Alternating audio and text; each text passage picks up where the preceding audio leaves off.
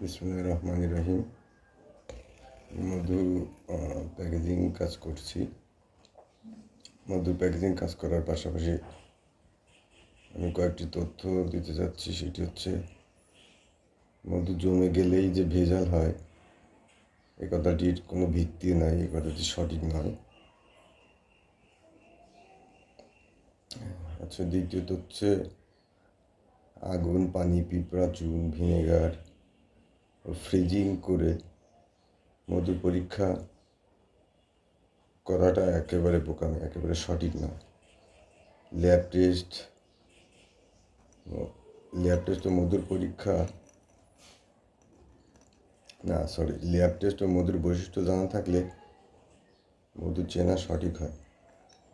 আর মূলত সঠিক দাম দিয়ে সঠিক লোক থেকে যদি আপনি সঠিক মধু সংগ্রহ করেন, তাহলে ভালো মধু হওয়ার সম্ভাবনা একেবারে 100%।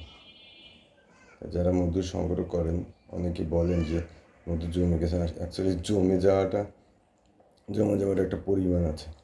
যদি চামিচ দিয়ে কাটিয়ে উঠানো যায়, মানে আপনার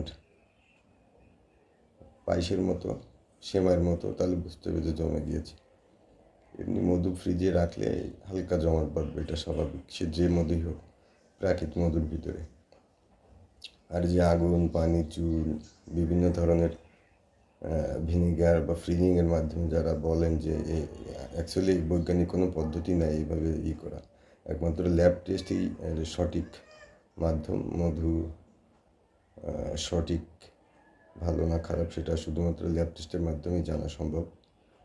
তাই যারা এই ভ্রান্ত ধারণা নিয়ে আছেন তাদের কাছে অনুরোধ করব, আগে সঠিক মানুষ নির্বাচন করুন, কার কাছ থেকে নিলে আপনার পণ্যটি ভালো হবে। তবেই আমি মনে করি তবেই আপনার মধুটি ভালো হবে বলে আমি মনে করি। আজকে কক্সবাজারে একটি মধু যাবে 2 কেজি, তারা প্যাকেজিং হচ্ছে। সবাই দোয়া করবেন।